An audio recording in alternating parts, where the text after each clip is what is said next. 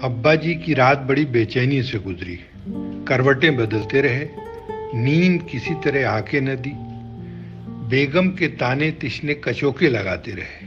اس بار کا الیکشن ہارنا تو ان کے لیے بڑی رسوائی کا سبب بن گیا, جس کی انہیں بالکل بھی امید نہیں تھی, اور ہارے بھی ایسے بری طرح تھے کہ چوتھے نمبر پر چلے گئے تھے.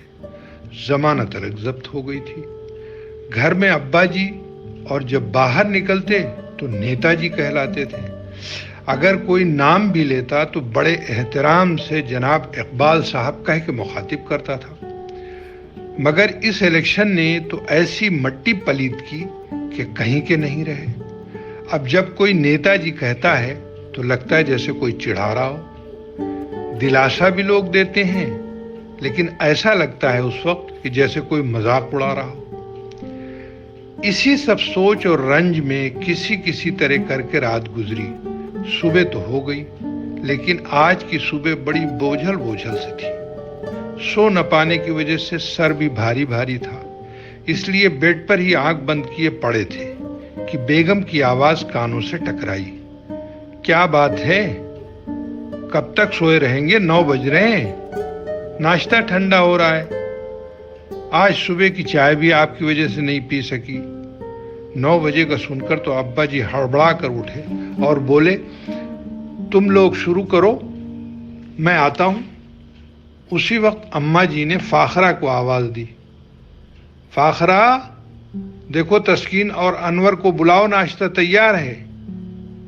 ایک تو اس گھر میں یہ بڑی مصیبت ہے کہ ناشتے اور کھانے کے وقت سب کو مہمانوں کی طرح بلانا پڑتا ہے. اماں جی بڑبڑائی, ارے فاخرہ ادھر آ. فاخرہ دوڑی ہوئی آئی. یہ تم نے کیا ناشتہ لگایا ہے؟ تمہیں بھی اس کو روز بتانا پڑتا ہے. بڑا مسئلہ ہے تمہارے ساتھ. جاؤ اسے گرم کر کے لے آؤ. اور ہاں سنو, ادھر سنو, انور کے لیے بالائی لیتی آنا. اچھا ایک بات اور سنو, چائے گرم چاہیے, کل کی طرح ٹھنڈی نہ لا کے رکھ دینا. اماں جی یہ سارے ڈائریکشن دے رہی تھی کہ اسی بیچ ابا جی, انور اور تسکین آ کر اپنی اپنی جگہوں پر بیٹھ گئے. ابا جی کی شامت پوچھ لیا, امجد اور نعیم اور ان کی بیویاں ناشتے پہ نہیں آئیں گی؟ کب آتے ہیں ناشتے پہ جو آج نہیں آئیں گی؟ اماں جی بولی, 11 بجے تو آپ کی بہویں سو کے اٹھتی ہیں, پھر ان کا حکم چائے کے لیے آتا ہے, فاخرہ چائے لے کے جاتی ہے, پھر ناشتہ تیار ہو کے جاتا ہے, پھر 1 بجے مہارانیاں نیچے اترتی ہیں تیار ہو کے, میک اپ کر کے, جیسے کسی شادی میں جا رہی ہیں. وہ ہمارے ساتھ ناشتہ کب کرتی ہیں کہ آج آ جائیں گی ناشتہ کرنے؟ اور آپ بھی کبھی کچھ نہیں بولتے, منہ پہ پٹی باندھے رہتے ہیں. کبھی جو ایک دن پوچھ لیا ہوتا کہ یہ کیا طریقہ ہے, تم سب ناشتہ ساتھ کیوں نہیں کرتی؟ تو تم کیوں نہیں بولتی؟ ابا جی بولے, میں کیا بولوں؟ میری سنیں گے یہ سب؟ آپ نے بہوؤں کو سر پہ چڑھا رکھا ہے. آپ کے ہاں کا طور طریقہ ہی انوکھا ہے.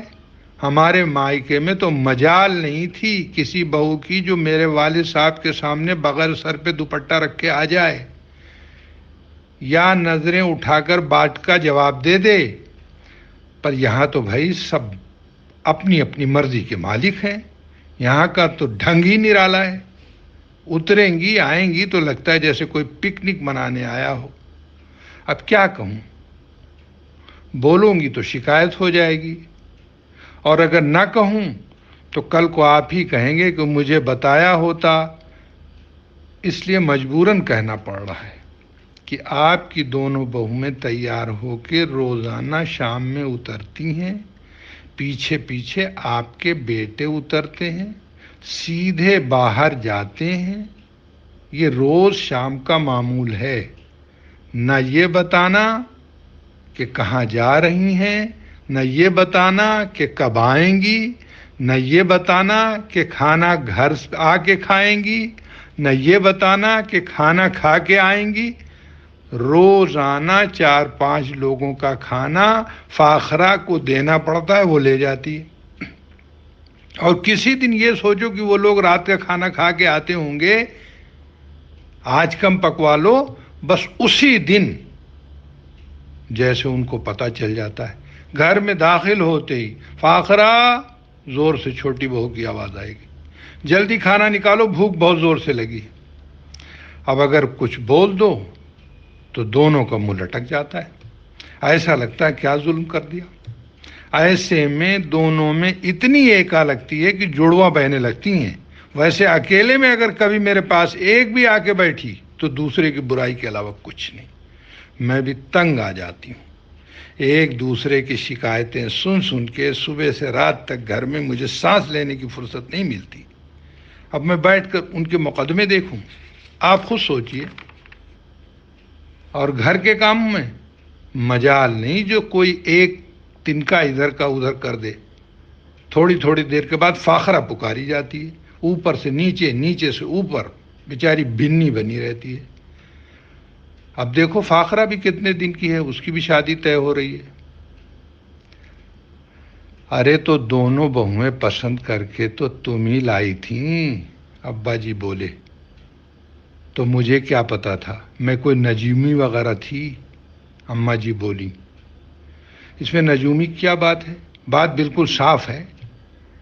اگر تم کو یاد ہو، میں نے تم سے کہا تھا اتنے مالدار لوگوں میں شادی نہ کرو، لیکن تمہیں تو اس وقت جہیز نظر آ رہا تھا۔ ہم لوگ اس وقت اس گھر میں شفٹ ہوئے تھے اور تم نے اس گھر میں کچھ بھی نہیں کام کرایا تھا، نہ کچھ خریدا تھا۔ بس یہ کہ دونوں بیٹوں کی شادی ایک ساتھ کروں گی اور انہی کے جہیز سے گھر سجاؤں گی، اور انہی کے جہیز سے گھر سجایا، تو پھر اب شکایت کس بات کی ہے؟ ابا جی نے اپنی بات پوری کی۔ توبہ، اللہ کی پناہ، آپ سے تو بات کرنا بیکار ہے۔ یہ کہتے ہوئے اماں جی جھلا کے اٹھیں اور غصے سے اور اپنے کمرے کی طرف چلی گئیں۔